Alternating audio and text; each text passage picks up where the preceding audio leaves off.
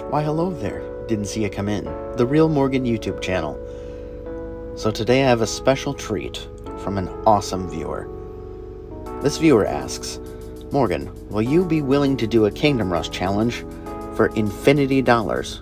Wait, sounds like you're gonna pay us to make Wayne's World. We're not worthy! We're not worthy! You're worthy, get up!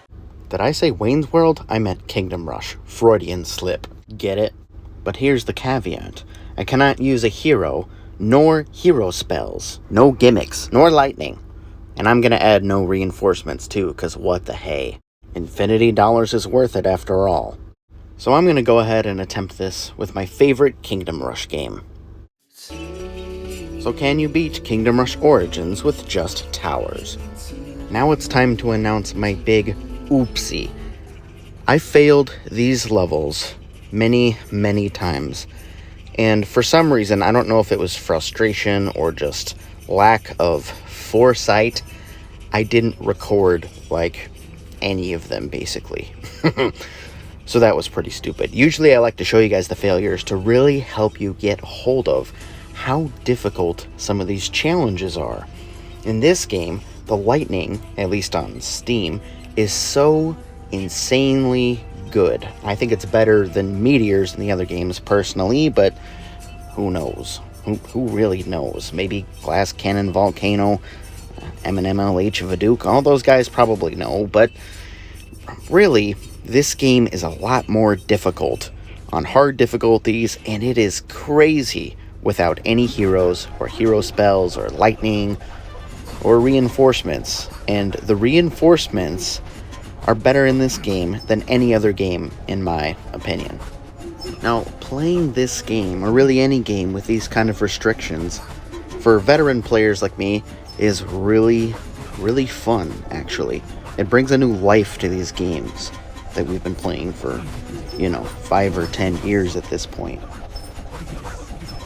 It's awesome being able to introduce a new type of tactic into these tower defense games, because these games are just so unbelievably good and addicting, and you can replay them like crazy, obviously. I've built an entire YouTube channel around that so far, and I'm still loving it, especially in Kingdom Rush Origins, where I feel like I could personally play this one over and over again without really getting sick of it.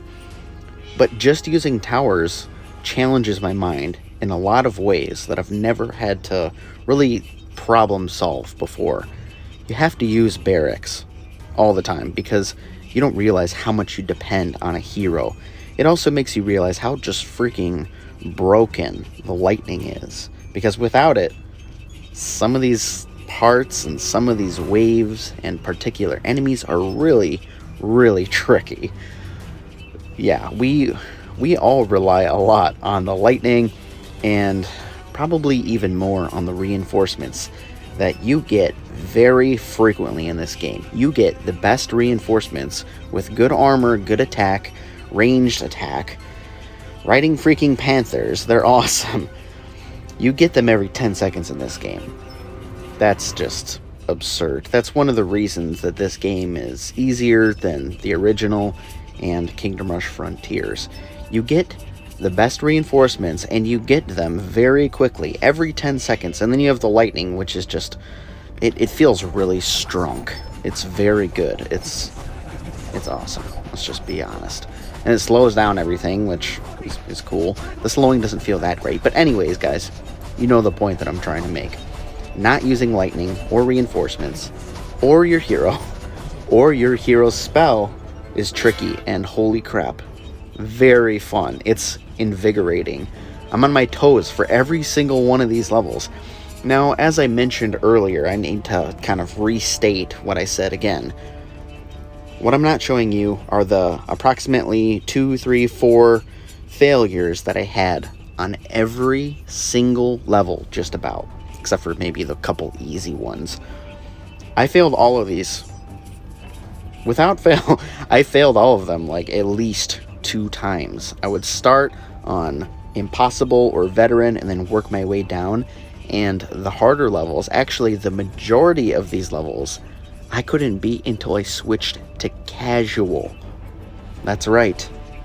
Now, part of that reason was because I don't want to play a level more than like approximately 5 times, typically, unless it's like a last boss or something, and I know I can just harness my inner coziness and grind it out.